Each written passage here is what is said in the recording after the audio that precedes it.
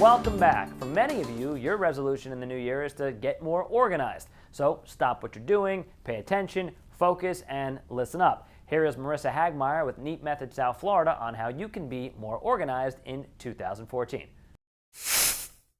Marissa, I gotta tell you, it's been a few months since we've had you here, and my life has devolved into complete disorganized chaos. Oh no. Because I haven't had you to tell me how to get organized, and I'm a mess.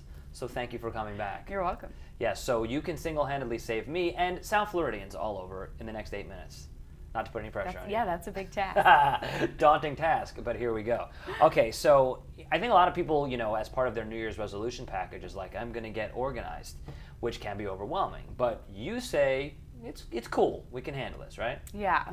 I am the first to admit that getting organized can take quite a long time. However, there's definitely many things that you can do in even 15 minutes or less to kind of get yourself started. I think the common misconception, like you say, is that you've got to have these huge chunks of time where you can just solely focus on that, and that just really isn't the case.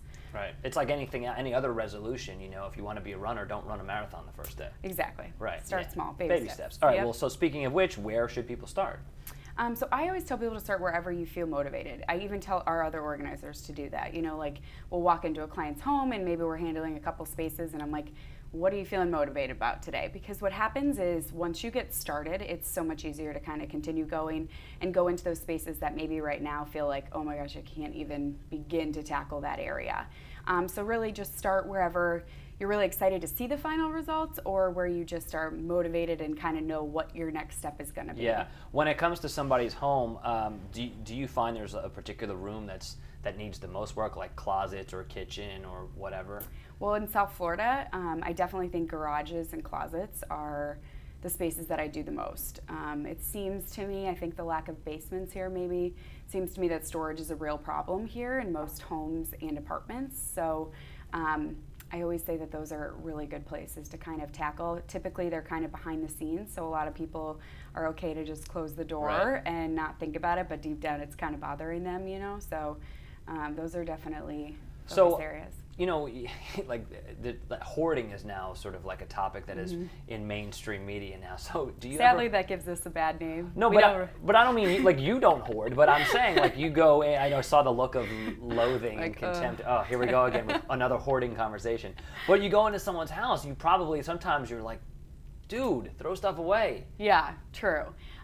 Many professional organizers kind of specialize in hoarding.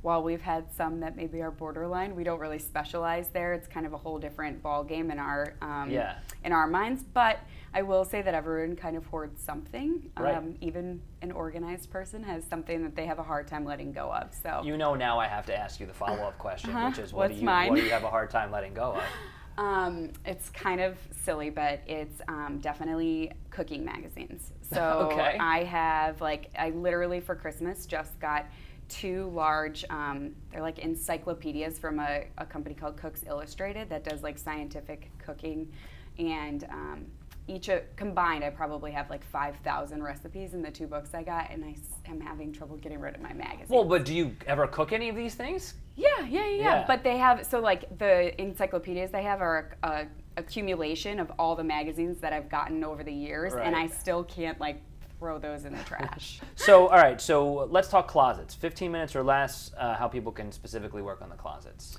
Yeah, so a couple of different good places to start. One is categorizing and color coding. Really easy to do, and a lot of closets don't do it. So categorizing, it kind of depends on how you dress every day. For you, it might be, you want all of your work shirts together and all of your work slacks together and kind of more casual separately. For some people, it's business suits and blouses need to be right next to each other, but just having those all kind of in a line. And then we use Roy G. Biv color coding system. So you're always going to know where that favorite black blouse is. You're not going to have to shuffle through all of it.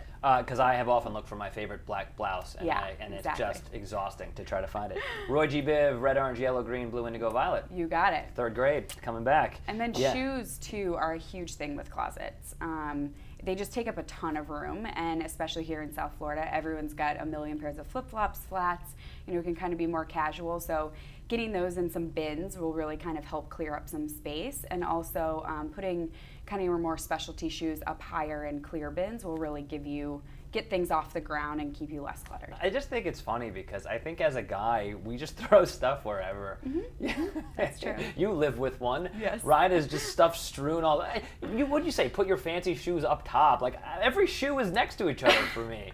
You'd be surprised. We've done a couple of athletes, and male athletes have a large number of shoes. Oh where yeah, sure. You've got to come up with something for them. So, yeah. But it is definitely more of a female problem. I will agree with you. How about the kitchen? 15-minute or less tip.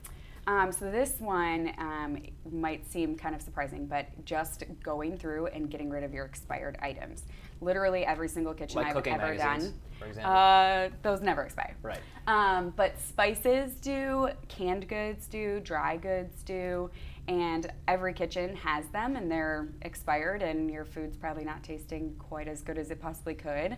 And they take up a lot of space. So getting rid of the expired, and then I always recommend some like tiered organizers. So those expired things that have just drifted to the back of your pantry or cabinet, don't continue to do that because they're kind of raised up and you can see what you have. Oh, that's a great idea. Okay, I'm on to that one. I dig that one. How about any tips for moms as they're trying to get their lives organized now that their kids are off in school? Yeah, it's a great time for moms. So a lot of times at this time of year, after the holidays, new toys have kind of creeped into the home, typically a lot of new toys. So now that the kids are back, it's a great time to kind of make those less favored ones disappear. Right. Give them to some kids in need, even get the kids involved in that process. It doesn't have to be like they go to school and their toys disappear, but it can be. But that's a good point because let's be honest, kids don't remember what you got them yesterday. Right. Yeah. And there's always a handful of toys in every closet that the kids haven't used in years, and they've got their new go-tos, so it's a really good time to kind of ditch those. And if your resolution is to be better to other people, you give those toys away to needy people, you're done being good by like January 10th. You got the rest of the year for yourself. To just fall back into chaos. Yeah, you just get it over with. It's perfect. Wow, this has been really helpful. Thank you. And the last thing is for business people, maybe if they don't have kids or families or whatever, a couple of tips for business people to get organized. Yeah, probably my best tip for that is to download the Card Munch app.